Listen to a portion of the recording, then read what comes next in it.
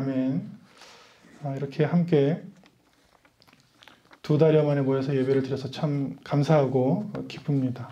예배 가운데 하나님이 예비하신 큰 은혜를 받으시기를 축원합니다. 아멘. 인류가 개발한 가장 위대한 발명품 중에 하나가 내비게이션인데 저도 당연히 이제 사용하고 교회 올 때는 제가 길을 아니까 사용하지 않지만 웬만하면 내비게이션을 틀고 가죠. 이 내비게이션은 60여 년 전에 데이크스트라라는 사람이 한 수학자였어요. 이 사람이 암스테르담의 수학센터에 있는 한 26세의 작은 물리학자 겸 수학자였는데 여자친구랑 데이트를 하다가 이제 카페에서 자신이 갖고 있는 한 1초에 한 200번 정도 곱셈을 하는, 지금으로 얘기하면 그건 컴퓨터도 아니죠. 근데 그 당시에는 뭐 최고의 컴퓨터인데 그걸 이용해서 내가 가고자 하는 그 네덜란드와 독일의 도시를 가장 빠르게 갈 수 있는 그 알고리즘을 만들면 어떨까? 그런 소프트웨어를. 그래서 어떻게 만들었냐면 카페에 있는 냅킨에다가 한 5분 만에 그 알고리즘을 만듭니다. 그게 데이크스트라 알고리즘이라고, 그게 요즘 우리가 갖고 있는 내비게이션의 기본이 됐죠. 여튼 그래서 그게 얼마나 편한지 지금 뭐 운전만 하면 보면 되잖아요. 저는 제 핸드폰에 있는 많은 사람들이 애용하는 십자가 모양의 맵을 사용하는데, 제가 강원도를 다녀왔는데 이렇게 국도를 다니고 있었어요. 그때 마침 그 통신사가 3시간 동안 먹통이었어요. 예전에는 제가 길을 잘 안다고 생각한 이유가, 제가 군대에서 초급장교 때 관측장교였는데 관측장교들은 보통 지형을 10m 내로 다 외우고 다닙니다. 강원도든 경기도든. 그리고 그 대회를 1년에 한 번씩 해요. 얼마나 지형을 잘 파악하고 그 핀을 지도에 잘 꼽는지. 그런 사람이었는데 한참을 길을 헤맸어요. 내비게이션이 작동을 안 하니까 완전히 저는 길치가 돼버린 거예요. 그래서 내비게이션이 어떤 사람에게는 굉장한 복잡한 도로의 해결사가 되기도 하지만, 또 어떤 면에서는 이런 모 연예인 같은 경우는 내비게이션을 보고도 운전을 못하기로 굉장히 유명하신 분이라고 해요. 내비게이션이 있는데 운전을 못하죠. 점점 더 사람을 길을 멀게 하는, 길치가 되게 하는 것이 내비게이션이기도 합니다. 여러분, 길을 잘 찾으라고 데이크스트라가 만든 내비게이션이 어떤 사람에게는 유용하게 쓰이고 또 어떤 사람에게는 완전히 더 심한 길치를 만들기도 하잖아요. 오늘 말씀이 이 말씀과 굉장히 유사해요. 오늘 말씀은 이 10절 말씀을 통해서 시작됩니다. 제자들이 예수님이 비유를 하도 많이 말씀하시니까 너무 궁금해서 물어봤어요. 주님, 어찌하여 그들에게, 많은 사람들에게 비유를, 오늘 지금 읽으셨죠? 58절까지 굉장히 많은 비유가 나오죠. 천국 비유들이. 왜 비유로 말씀하십니까? 왜 비유로 말씀할까요? 예수님께서 그냥 말씀하시면 되는데, 하나님의 나라의 비밀들을 말씀하시면 되는데 배에 앉으셔서 많은 무리에게 지금 엄청난 비유를 말씀하시고, 그 당시에 언뜻 들으면 잘 이해할 수 없는 그 비유를 말씀하셨잖아요. 오늘 말씀들은 사실 제 설교를 들을 필요가 별로 없이 13장을 읽으면 예수님께서 비유하시고 해석 다 해주시고 질문하면 친절하게 답변 다 해놓으셨습니다. 저는 그냥 메신저예요. 전하는 것뿐입니다. 예수님께서 이렇게 말씀하셨어요. 천국의 비밀에 대한 말씀을 비유로 하시는데, 그 말씀을 듣고 무릇 있는 자는, 12절 같이 있습니다. 무릇 있는 자는 받아 넉넉하게 되되 없는 자는 그 있는 것도 빼앗기리라. 이유는 모르겠어요. 근데 이런 일이 일어난대요. 여러분, 오늘 말씀을 지금 1부 예배, 2부 예배 저희는 들을 것입니다. 그런데 그 중에서도 일어난대요. 하나님의 말씀을 듣고 어떤 사람은 넉넉하게 되는 사람이 있어요. 그리고 어떤 사람은 그 있는 것도 없어지는 역사. 이 당시로 들어가 보면 많은 바리새인들과 율법학자들과 이스라엘 사람들이 하나님의 말씀을 들었습니다. 천국의 초대를 받았어요. 회개하라. 하나님의 나라가 가까이 왔느니라. 그런데 제자들은 영적으로, 삶으로 은혜가 넉넉한 사람들이 되어갑니다. 훗날에 보면. 이스라엘 백성들은 어떻게 되는지 아십니까? 예루살렘이 70년에 파괴됩니다. 예루살렘 성이. 그리고 디아스포라라는 말이 있어요. 나라를 빼앗깁니다. 정확하게 1900 년 동안 온 세계에 나라도 없이 뿔뿔이 흩어져 나라도 빼앗기고 민족성도 잃어버리고 예배도 드릴 수 없는 사람들이 됩니다. 이 들었던 사람들의 두 갈래가 있었어요. 실제로. 그리고 그 중에 많은 사람들이 좀 우호적으로 받아줬던 유럽의 독일에 살았어요. 많은 나라의 디아스포라로 흩어졌죠. 미국에도 많이 갔고 독일에도 많이 갔는데 독일에서는 어떤 일이 일어났습니까? 이스라엘 사람들을 히틀러가 600만 명 이상 잔혹하게 살해했습니다. 왜 하나님의 말씀을 같이 들었는데 한쪽의 자손들은 영적으로 삶으로 달란트로 풍성한 사람이 되고 넉넉한 사람이 되고 한쪽에는 있는 것도 빼앗기고 처참한 것이 되느냐? 그것이 바로 천국 말씀이다. 하나님의 말씀은 생명인데 그 생명을 취하는 자는 얻지만 그것을 취하지 못한 사람들은 죽는다. 코로나19가 우리에게 두려움으로 다가오는 것은 아주 간단합니다. 예를 들면 일전에 있었던 신종플루는 돼지한테 갔다가 인수공통 질병들이 요즘 유행하고 있는데 인수공통질병이라는 것은 사람과 동물이 동시에 걸리는 건데 그게 왜 위험하냐면 갔다 왔다 하면서 바이러스가 더 강해져요. 근데 지금 우리가 앓고 있는 것은 보통 추정하기를 코로나19는 뭐 박쥐라든지 뭐 천산갑이라든지 그런 걸 추정하고 있고 일전에 한 우리나라 인구의 300만 명 이상을 감염시켰던 신종플루는 돼지에게 갔다 온 굉장히 전염력이 셌던 질병이죠. 그리고 저는 기억합니다. 제가 섬겼던 집사님들과 우리 청년들이 꽤 걸려서 전화가 왔어요. 예배 안 오면 전화가 와서 저 신종플루에 걸렸어요. 그러면 그때는 뭐 크게 이렇게 동요하지 않았어요. 기도는 해주지만 왜냐하면 치료제가 있었어요. 치료제. 타미플루라는 치료제 그리고 그 복제약 우리나라에서 만드는 한미플루라는 같은 약입니다. 성분은. 그래서 그거를 2알씩 5일 열정이죠. 2알씩 5일간 먹으면 거의 99% 완벽하게 완치가 됩니다. 걸려도 이제 걱정이 없는 거예요. 근데 그때 그 약이 약간 품절, 들어오는데 시간이 지체됐는데 그때 유명한 많은 분들의 자녀도 안타깝게 운명을 달리하고 또 죽은 사람도 꽤 있어요. 초창기에는. 그 후에는 이제 약이 들어와서는 괜찮은데. 근데 그 약은 보면 정말 아무것도 아니에요. 그 약은 오늘 성경에 나오는 겨자씨 하나 같아요. 굉장히 작은 약, 열정이 이렇게 작은 캡슐이 들어있습니다. 약. 그런데 그거를 먹은 사람은 정말 멀쩡하고 그게 뭐라고 그게 늦게 와서 못 먹은 우리 사랑하는 자녀들이 많은 어린이들이 초기에 사망을 하는 그런 일들을 보면서 참 이 생명이 무엇인가 이 삶은 무엇인가 오늘 그 말씀을 하고 있는 것입니다. 천국을 얘기하는 게 아니라 생명을 이야기하는 거예요. 생명. 이 생명을 취하는 자들은 그 생명도 넉넉하게 되지만 사명도 넉넉하게 되고 하는 모든 것들이 넉넉하게 되고 반대는 그 있는 것까지 다 빼앗기고 생명도 없어질 그런 아주 절대절명의 말씀이다. 오늘 이 말씀을 들을 때에 우리는 바다 영적으로나 육적으로나 삶이 넉넉하게 되는 복이 있을 줄로 믿습니다. 그래서 교회에 온 거예요. 그 말씀을 들으러. 그 말씀을 듣고 주님 저희도 저도 저희 가정도 저희 자녀도 바다 넉넉하게 되는 사람들이 해주십시오. 생명으로나 영적으로나 사명으로나 육적으로나 넉넉하게 되는 자가 되어 주십시오. 그게 되게 해주십시오. 그렇게 기도할 때마다 주님께서 주실 줄로 믿습니다. 그러니까 오늘 말씀은 두 갈래죠. 비유를 들으면서 두 갈래 길이 있어요. 한쪽은 넉넉하게 되는 길이 있고 하나는 있던 것도 없어지는 그런 길이 있는데 어떤 것이 결정적인 작용을 하느냐 받아서 넉넉하게 되는 것과 없어지는 생명을 잃는 것이 어떤 것이 가장 중요하냐 오늘 말씀을 들으면서 그것은 사람들의 반응을 보면 압니다. 오늘 말씀의 끝에 보면 어떤 사람들은 예수님을 배척해요. 그 배척하는 이유가 뭐냐면 말씀을 들었는데 곰곰이 생각해 본 거예요. 말씀은 좋으나 예수는 목수의 아들이 아니냐 인간적으로 생각한 거죠. 그리고 어머니는 마리아가 아니냐 그 형제들은 뭐 야고보, 요셉, 유다, 시몬 우리가 다 보지 않았느냐 누이들도 우리랑 함께 살지 않느냐 그러니까 말씀을 하나님의 나라의 말씀으로 받아들이지 않고 뭘로 받아들였어요?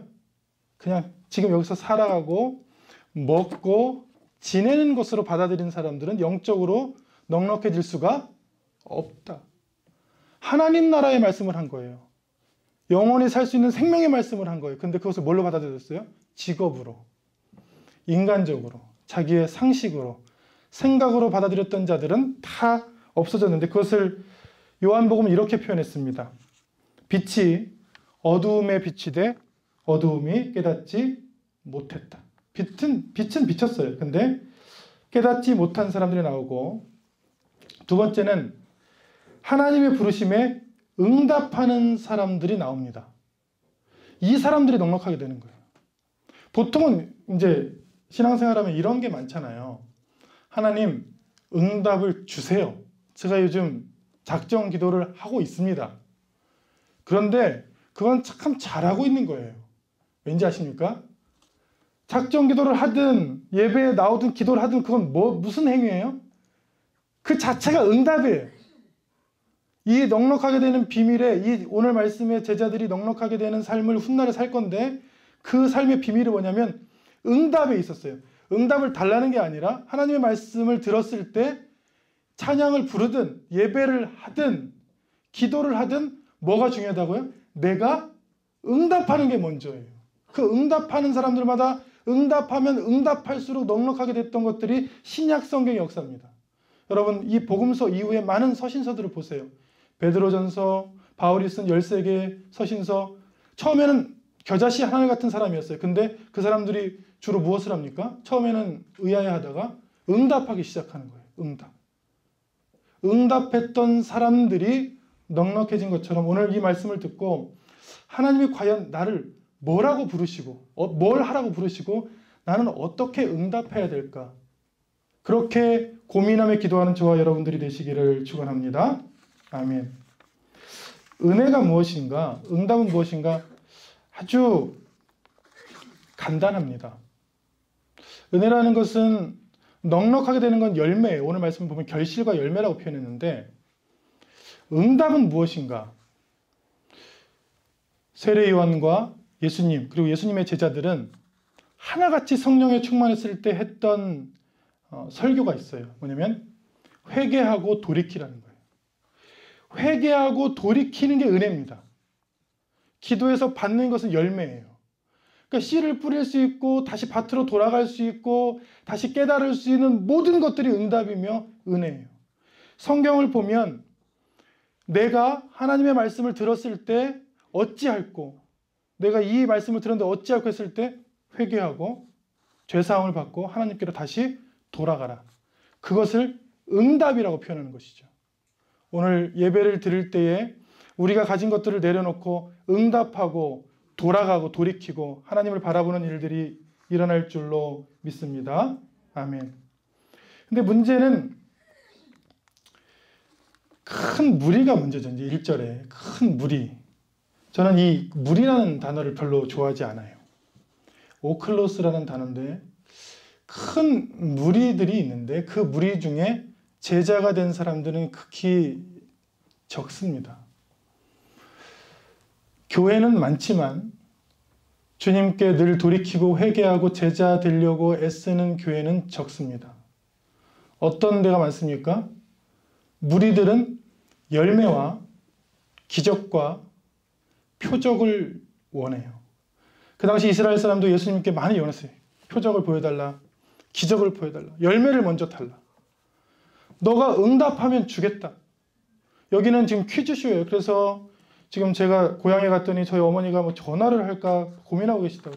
무슨 전화했더니 무슨 사랑의, 제가 잘 기억 못합니다. 사랑의 뭐 콜센터인가 뭐 그런데 그 트로트를 부르는 프로그램인데 거기다 전화를 하면 그 좋아하는 그 가수가 뭐 이야기도 해주고, 그래서 어떤 사람은 7,000번도 전화했고 1,700번도 전화했는데 나도 전화를 할까 말까 지금 고민 중이다 하시는 거예요.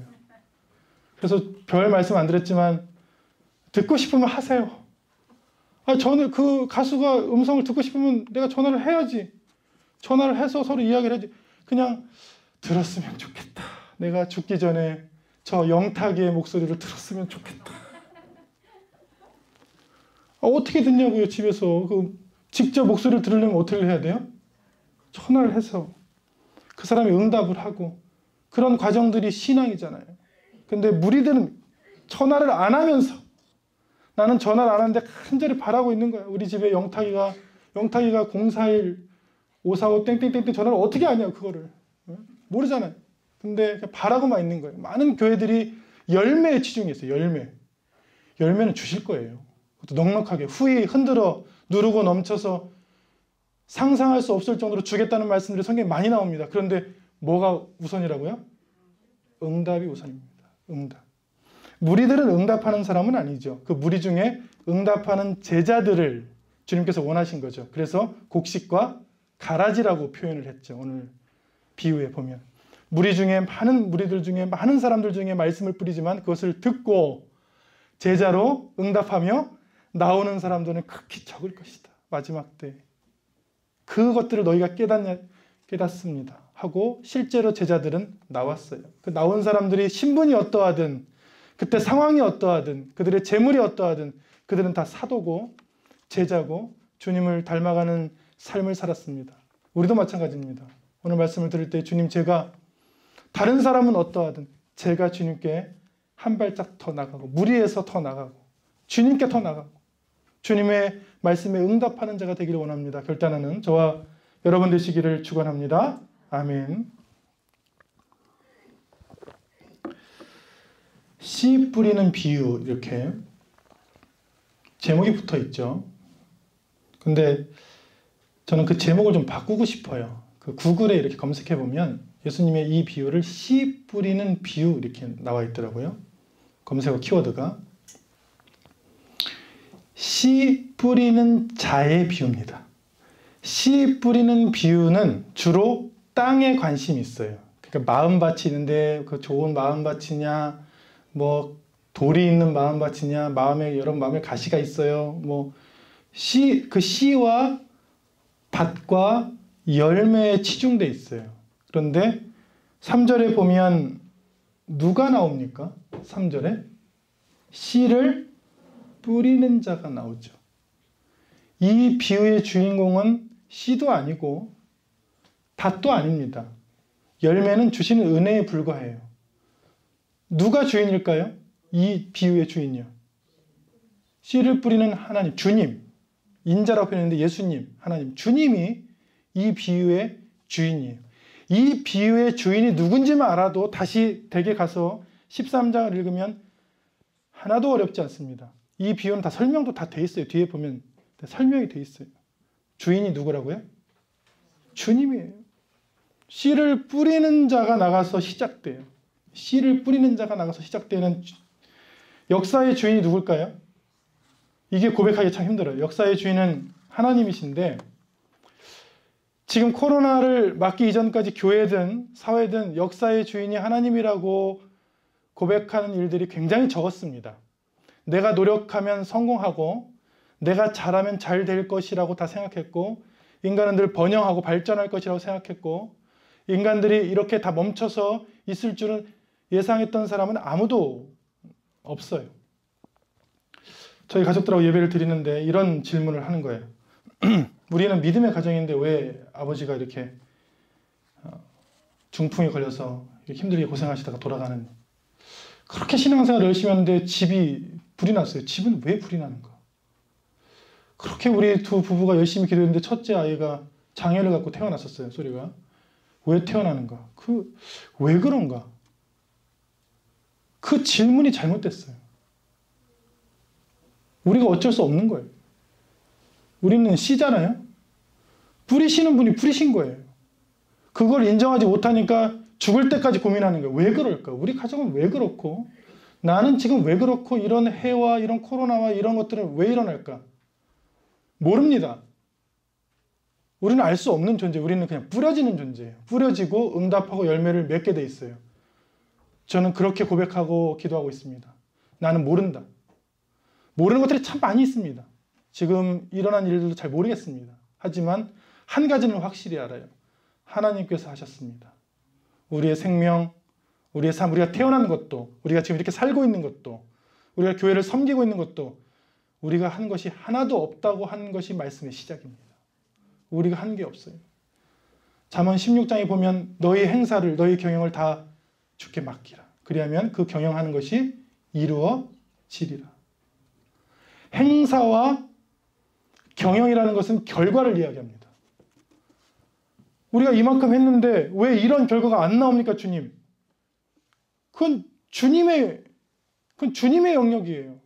우리는 응답하고 기도하는 사람입니다. 그리고 그 열매를 30배든 60배든 100배든 감사하며 받는 사람이죠.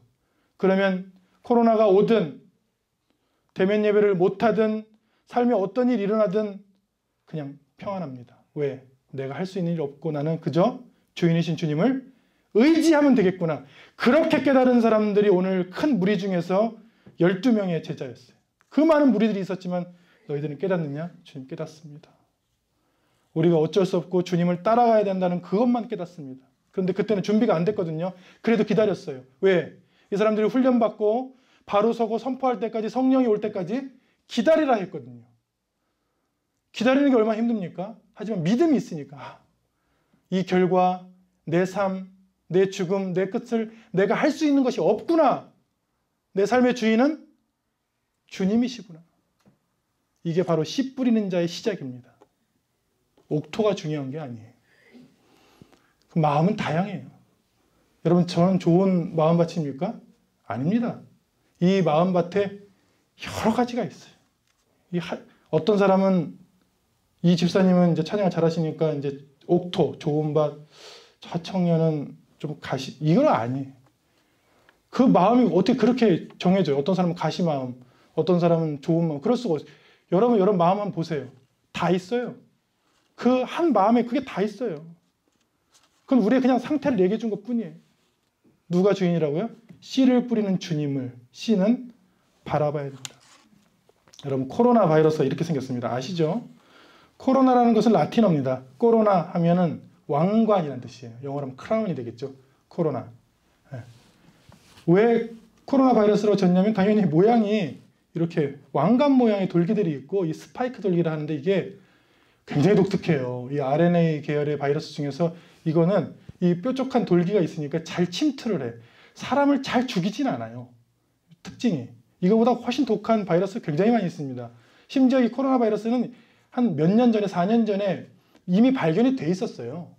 연구도 돼 있었습니다. 근데 무시했어요. 왜냐하면 이 바이러스 리스트 중에 너무 힘이 없는, 얘가 너무 힘이 없고 얘는 무시될 정도의 이 치사량을 갖고 있어요. 무시했고 많은 학자들은 다른 바이러스들을 연구하기 시작했습니다. 근데 웬걸 이 코로나 이 왕관이 전염력이 세니까 이 전 세계를 마비시키는 거예요. 근데 저는 이 코로나, 포스트 코로나 처치를 준비하고 기도하면서 코로나 바이러스를 주신 이유가 뭘까? 누가 왕이냐? 이 바이러스를 주신 이유는 누가 왕이냐? 그리고 왕이라고 생각했던 이단들이라 왕이라고 생각했던 사람들이 전부 어떻게 해요? 마스크 쓰고 자기는 뭐 하나님보다 더 위대해. 나중에 코로나 걸려가지고 누가 왕이냐는 거예요. 누가 왕이냐? 코로나 바이러스를 현미경으로 보면, 전자현미경으로 보면 왕관들이 보이는데 깨닫는 것이 뭐냐면 누가 역사의 주인이시고 누가 왕이신가? 우리는 주님을 잊어버리고 과학, 의학, 경제, 우리의 상식, 우리의 발전, 우리의 편리함, 이게 왕이었구나. 그것을 다시 돌이키는 것. 그게 코로나 바이러스죠. 왜 주셨나? 모릅니다. 성경에 나와요, 비슷한 게. 여러분, 왜 재난과 해를 왜 주십니까? 누가복음 13장에 보면 사람들이 와서 예수님께 물어보는데 빌라도가 참 나쁜 총독이에요. 빌라도가 갈릴리 사람들의 피를 그들의 제물에 섞은 일. 이게 뭐냐면 보통은 염소나 양이나 소의 피를 내서 제사를 드리잖아요. 이 빌라도이 미친 사람이에요. 갈릴리 사람을 죽여서 사람의 피로 제사를 드려요. 이게 말이 됩니까? 그러니까 그 끔찍한 일을 경험한 사람들이 와서 도대체 이게 세상 말세지, 이런 재난을 왜, 선택한 민족이라면 왜 로마 총독이 와서 우리를 죽여서 제단에 바치는 이런 끔찍한 일이 왜 일어납니까? 코로나보다 더 끔찍한 일이죠. 그랬더니 예수님께서 하시는 말씀이 전혀 그 사람들이 원하는 대답이 아닙니다. 2절에 이 사람들이, 갈릴리 사람들이 이같이 재난을 받음으로 모든 다른 사람보다 죄가 더 있는 줄 아느냐? 너희에게 이르노니 아니라 너희도 만일 회개하지 아니하면 다 이와 같이 망하리라. 비슷합니다. 그 다음도 실로암 망대가 무너져서 옆에 있던 18사람들이 죽어 재난을 당했습니다. 그 사람들이 아니 하나님을 믿는 사람들이 왜 재난을 당해서 죽습니까? 똑같아. 5절. 아니라 너희도 만일 회개하지 아니하면 다 이와 같이 망하리라. 무슨 얘기입니까? 하나님 평안한데 왜 코로나를 주셨습니까? 아닙니다. 우리는 주님이 없으면 다 죽는, 원래 해에 살았어요. 그리고 응답해서 나오는 사람만 구원받는. 예를 들면 다 신종플루에 걸렸어요. 그런데 의사를 신뢰하고 그 병원을 신뢰해서 가서 타미프루를 받은 사람들만 소수만 살아남는 시대에 살고 있는 것입니다. 원래 그런 것이에요. 근데 우리가 그렇게 생각하지 않고 있어요. 아니라 왜 잘 살고 있는데 왜 해를 당합니까? 아니다. 어차피 주님을 떠나면 80년, 90년, 100년 살다가 다 죽게 돼 있다. 그 자체가 해다. 하나님을 떠난 삶 자체가 해고 사망이고 죽음이다. 아니다. 너희는 그것을 보고 내가 오늘이라 지금이라도 돌이켜 생명으로 응답하고 나아가야겠구나 그렇게 결단하라. 그 말씀을 하신 거예요. 지금. 평화롭다. 웰빙이다. 잘 살 것이다. 아닙니다. 코로나보다 더 큰 것이 올 것입니다. 코로나보다 더 치사량이 많은 바이러스들이 전 세계에 수천 종이 존재하고 있습니다. 수천 종. 아직 인수 공통 질병으로 서로 발전돼서 나오지 않고 있어서 그렇지 잠재력을 가진 바이러스는 훨씬 더 많습니다. 아니다. 평안이 아니다. 삶은 평안이 아니고 삶 자체가, 하나님을 떠난 삶 자체가 죽음이다. 그러나 회개하고 돌이켜 응답하고 나오는 사람들만 생명을 얻을 것이다. 그것이 오늘 비유의 말씀이죠. 그래서 오늘 성경은 씨 뿌리는 자의 비유로 역사의 주인이신 하나님을 이야기하고 있습니다. 그러면 이제 비유가 쉽게 이해가 될 거예요. 4가지로 뿌려지는데 첫 번째 길가에 떨어지는데 새들이 먹어버렸죠. 물론 말씀은 이렇습니다. 응답하는 사람들과 깨닫지 못해서 새들이 뺏어가는 사람들인데 중요한 것은 밭이에요. 이게 팔레스타인의 밭입니다. 그 당시에 비슷한 지형의 밭인데 밭을 잘 보세요. 이 밭은 돌밭일까요? 옥토일까요? 길가일까요? 가시가 있을까요? 다 있습니다. 밭에 보면은 어떤 데 떨어지면 바위에 떨어진 애고 어떤 데는 길가에 떨어질 수도 있고 어떤 데는 좋은 그 틈사이 좋은 데 떨어질 수도 있어요. 밭은 마음이 맞아요. 예수님께서 밭은 마음이라고 했어요. 네. 그러면 이 4가지 밭은 각각 다른 밭일까요? 아니면 그냥 우리 마음일까요? 우리 마음입니다.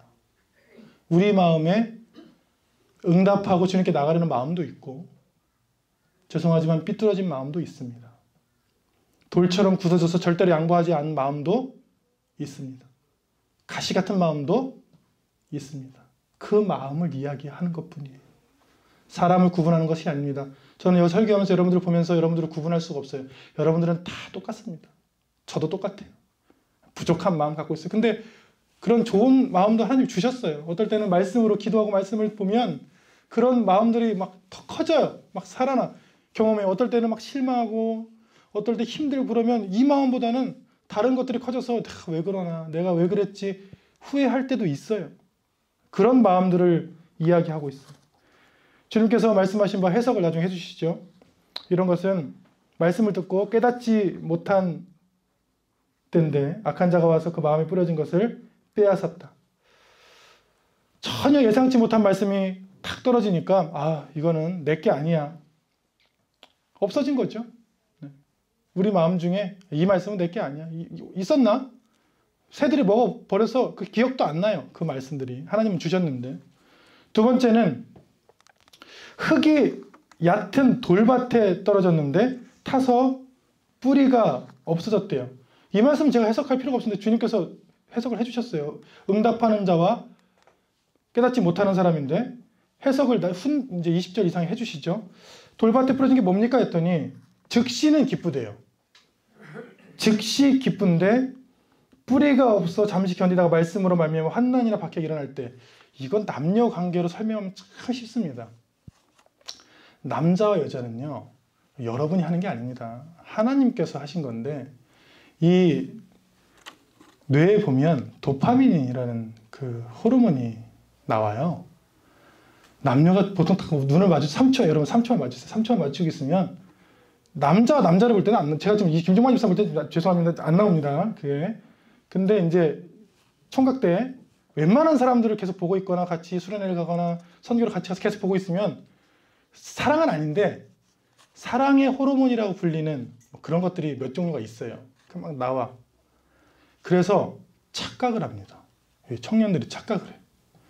무슨 선교만 갔다 오면 쟤를 사랑하는데. 그래서 그게 길게 가면 사랑이지만 짧게 가면 아닐 수도 있을 거야. 아닐 수도. 말씀을 받는데 확실하다는 거. 이건 너무 기쁘고 확신하고 막 그렇게 하겠습니다. 결단하고. 안 가. 며칠 안 가요, 그거. 몇 달 안 가거든요. 뭐 때문에 문제예요? 남녀가 만나서 서로 눈빛이 막 스파크가 튀기고 도파민이 막 생성되고 별 호르몬들이 다 나와서 막 뜨겁고 뭐 매일 보자 하고 매일 봤는데 집에 갔는데 새벽 4시까지 전화하고 또 아침 6시에 또 카톡 했는데 왜 안 보냐 하고 막 계속 했어요. 죄송하지만 저 많이 봤습니다. 그런 커플들 따로따로 사는 것들을 많이 봤습니다. 네. 너무 뜨거운 사람들. 어떤 사람들이 오래 가느냐? 환난이나 박해나 어려움이 있을 때 이겨내는 사람들. 오늘 말씀이 나오잖아요. 즉시 뜨거운 것은 본능입니다. 그건 누구나 할 수 있어요. 즉시 뜨거운 건 본능이에요. 본능에 가까워요. 그런데 환난이나 박해나 어려움이나 궁핍이나 좀 같이 기다리는 거나 짜증났을 때나 힘들 때 같이 견디는 것은 사랑입니다. 그건 사랑이고 은혜예요. 하나님이 주시는 거예요. 그건 절제예요. 그렇게 할 수가 없어요, 사람이. 본능을 이겼잖아요. 그 말씀 하시는 거예요. 그런 마음도 우리 속에 있다. 반드시 존재한다. 그러니 뜨거워지는 건 좋지만 그 뜨거움을 잃지 않도록 환난이나 박해나 물질이나 어떤 것으로 잃지 않는 것들이 중요하다. 그러려면 제 역할이 참 큽니다. 뭐냐면 그 뿌리가 마르지 않도록 말씀의 은혜의 수분을 계속 공급해 줘야 되는데 그것을 하지 않고 예를 들면 제가 김종만 목사님이 여기서 하루에 2번씩 찬양 인도하시고 계속해서 왜 해야 되는데요? 그냥 묻지 마시고 계속 하세요. 일을. 마릅니다. 사람이. 왜요? 공급해 주질 않았잖아요. 제가. 교회가 주로 이랬어요. 나빠서 그랬느냐? 아니에요. 몰라서. 막 뜨거워가지고 그런 거예요. 막 선교회든 막 교회든 저는 선교회도 했었고 교회도 많이 섬겨봤고 각종 사역이라는 사역은 안 해본 적이 없습니다. 그러나 잘 알고 있습니다. 너무 뜨거우면 사람들을 마르게 한다. 어떤 것이 좋냐? 꾸준히. 그 사람만 보지 않고 그 사람의 가정과 자녀까지 3대 자손까지 끝까지 그 자손이 다 일어설 때까지 변치 않는 진리의 말씀을 꾸준히 공급해주는 은혜를 공급해주는 게 가장 중요하다. 그게 교회 선택의 기준이에요. 교회 선택의 기준. 나만 뜨거운 나뿐만 아니라 자녀, 내 자손, 우리의 가정들이 계속해서 하나님의 건강한 영적인 양식을 은혜를 성령을 공급받을 수 있느냐. 그 말씀을 지금 하시는 거예요. 어떤 사람을 마른 땅이라 하는 것이 아니고 어떤 사람은 가시 떨기 위해 떨어졌대요. 가시가 자라서 기운을 막았다. 이것도 응답이라는 관점으로 보면 응답하는 사람이 있고 전혀 응답하지 않고 깨닫지 않는 사람이 있는데 예수님께서 이것도 설명해 주셨어요. 뭐냐면 가시떨기에 떨어졌다는 것은 세상의 염려와 재물의 유혹 이런 사람이 아닙니다. 우리의 마음이라고 했죠. 우리 마음에 다 있다고 그랬죠. 4가지 마음이. 우리 마음에 때로는 저도 마찬가지예요. 때로는 은혜와 주님께 응답하는 것보다 세상의 염려와 재물의 유혹의 염려가 많은데 그 비율이 어떻게 되냐? 이게 훨씬 많습니다. 네. 목사님은 안 그러실 것 같은데요? 아닙니다. 매일 제가 말씀을 읽어요. 매일 말씀에 칼럼을 씁니다. 매일요. 새벽마다 정한 시간 일어나서 기도를 합니다. 매일 거의 매일 신방과 상담과 기도를 해줍니다. 그런 삶을 사는데도 불구하고 세상의 염려와 돈 걱정을 하고 삽니다. 그리고 부끄럽지 않아요. 그게 사람이에요. 그런 마음도 있어요. 그런 마음이 없다고 하는 게 거짓이죠. 그런 마음도 있고 주님 주신 은혜도 있는데 늘 기도해요. 주님 주신 은혜가 더 크게 해주세요. 그 마음이 그래서 기도하는 거예요. 은혜를 받아서 기도하는 게 아니에요. 네. 그러려고 기도하는 거예요. 그러려고. 제자들도 처음에는 막 좌충우돌 하더만요. 막 실수도 하더만요. 제자들도 막 주님 부인하기도 하고 막 이상하더만. 근데 훗날에 성령 받고 말씀에 훈련되고 하나님께서 세워주셔서 그 과정들을 보니까, 제가 보니까 나도 그렇게 되겠구나. 그렇게 하시길 바랍니다. 여러분의 세상의 염려와 재물의 유혹을 여러분 스스로 혼내지 마세요. 당연한 것입니다. 돈 걱정을 하고 살아야 돼요, 사실. 일용할 양식을 위해서 기도를 하라고 그랬어요. 주기도문을 보면. 일용할 양식을. 돈을 위해서요. 그런데 그 마음도 내 마음이고 주님 주신 마음도 마음인데 그 마음 중에 어떤 마음이 더 먼저 응답을 해야 될까? 그것들을 고민하시길 바랍니다. 그러면 그 문제들은, 염려들은 적어지고 은혜들은 커질 줄로 믿습니다. 아멘.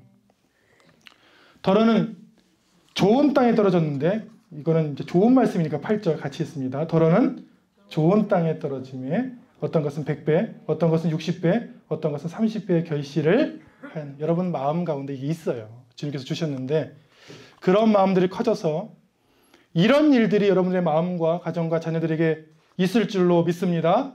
아멘.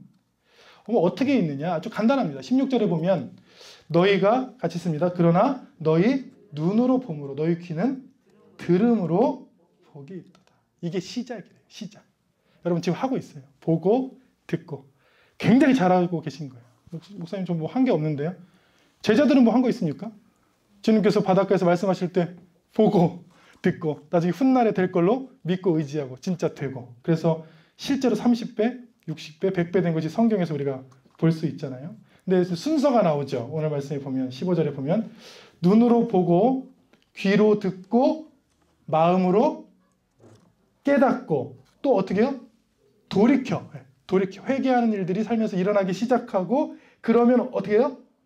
고침을 받는 일이 일어난다. 이건 부정적인 얘기지만 이걸 반대로 얘기하면 이게 순서구나. 괜찮습니다. 여러분 말씀을 들을 때 괜찮아요. 이게 시작이에요. 저는 아무것도 준비가 안 됐는데 괜찮아요. 그럼 눈으로 보면 돼요.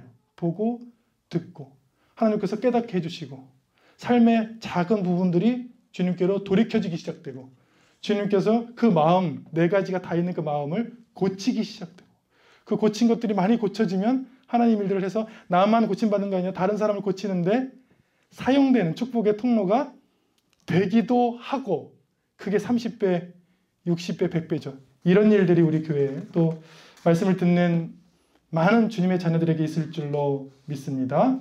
아멘. 우리는 어디에 있느냐? 제자들은 알고 있었어요. 이미 하나님의 나라의 말씀이 선포됐는데 아직 하나님의 나라가 오지 않는, 영어로 하면 already but not yet, 이미와 아직 사이. 여러분이 정확하게 여기 있습니다. 괜찮습니다. 이미 하나님 말씀 받았지만 그 말씀대로 못 살고 있다고 괜찮아요. 주님께서 여러분들을 돌이키시고 여러분들을 고치실 것입니다. 여러분에게 주실 것입니다. 여러분들은 받고 받은 것을 받은 것을 줄 뿐이고 여러분들이 하는 것은 없습니다. 주님이 하셨습니다. 그렇게 고백할 것입니다. 여러분들이 중보기도를 해주시든 여러분들이 사역을 하든 어떤 것, 이건 제가 한 것이 아니고 하나님께서 기도하라고 했어요. 그냥 기도하라고 해서 한 거예요. 저희 교회가 감사하게도 돕고 구제하는 일들을 지금 하고 있습니다. 그런데 목사님 교회 개척교회 형편에 그런 거 할 수 없을 것 같은데요. 우리가 보기에는 상식적으로 보기에는 없는 것 같아요. 그런데 누가 하시는 거예요? 하나님께서 하라 하시면 하고 그냥 거기서 끝. 하나님께서 주신 것일 뿐 우리가 한 것이 아니다. 그래서 그거를 이런 말씀으로 마무리를 하셨어요. 52절 같이 있습니다. 예수께서 이르시되 그러므로 천국의 제자된 서기관마다 마치 새 것과 옛 것을 그 곳간에서 내오는 집주인과 같으니라. 제자들이 이것을 깨달았는데 천국의 제자된 서기관은 마태복음 여기에만 나옵니다. 서기관은 말씀을 받은 자란 뜻이에요. 말씀학자. 근데 하나님의 말씀을 받은 사람. 거기에 제자 되는 왜 붙어 있습니까? 그게 우리의 숙제예요. 이 단어가 처음 나왔다 그랬죠. 하나님의 말씀을 받는 것이 중요한 것이 아니라, 그 당시에도 이스라엘 사람들 하나님 말씀 다 알고 있었어요. 바리새인들, 율법학자들, 지금 교회들 다 알고 있습니다. 그런데 누가 열매를 맺어요? 제자가 되기로 응답하는, 지금 자리에서 딱 한 걸음 나오는 그 사람들이 천국의 제자된 서기관이 될 것이고, 그 사람들의 가능성은 무궁하다. 그 사람은 30배, 60배, 100배, 1000배, 만배 주님께서 주시는 것들을 받을 그런 그릇이 될 것이다. 이 말씀을 듣는 그릇들이 작을지도 모릅니다. 마음이 지금 흔들릴지도 모릅니다. 염려가 더 클지도 모릅니다. 그러나 이 결국에는 여러분들은, 저와 여러분들은 천국의 말씀을 듣고 제자가 되기로 결단하고 응답하기로 결단하고 지금은 부족하지만 한 걸음 더 나아서 주님, 제가 주님께 한 걸음 더 가까이 가고 싶습니다. 그렇게 기도하는 여러분들이 될 줄로 믿습니다. 기도하겠습니다. 살아계신 하나님 감사합니다. 지금 우리의 마음밭은 솔직히 고백하면 걱정이 많이 있습니다. 주님, 코로나로 한번 걸리면 죽을지 모르는 걱정이 있습니다. 돈 걱정은 말도 못합니다. 주님, 일이 되지 않아 기다리고 노심초사하는 일들이 많이 있습니다. 하지만 주님, 이 마음들 우리의 마음입니다. 주님, 주님이 주시는 그 믿음이, 좋은 땅들이, 천국의 소망들이, 그 마음들이 더 커지게 하여 주옵소서. 우리가 포기하거나 쓰러지지 아니하게 하시고 도리어 이 많은 마음을 가지고 주님 앞에 나와 한 걸음 더 나와 그 말씀을 들을 때마다 응답하고 들을 때마다 돌이키고 들을 때마다 주님께 가까이 가는 일들 일어나게 하여 주옵소서. 그리하여 가정들이 고침을 받으며 자녀들이 치유를 받으며 교회가 다시 한번 코로나19로 주님이 원하시는 기뻐하시는 모습으로 치유를 받으며 우리 삶들이 주님이 원하시는, 주님이 기뻐하시는 열매들 30배, 60배, 100배의 결실을 맺게 하여 주옵소서. 그렇게 기도하는 가정들마다 그 결실들이 100배로 맺어질 줄로 믿습니다. 열매들이 있을 줄로 믿습니다. 기도하는 가정들, 응답하는 가정들 주님께서 함께하여 주옵소서. 이제는 우리 주 예수 그리스도의 은혜와 하나님의 사랑과 성령께서 주시는 놀라운 열매들이 이 시간 하나님의 말씀에, 천국의 말씀에 응답하고 주님께 돌이키며 고침을 받기로 결단하는 주의 자녀들 가정과 삶과 새로 시작하는 사업과 하고자 하는 모든 일 위해 지금부터 영원히 함께 하시기를 간절히 축원하옵나이다. 아멘.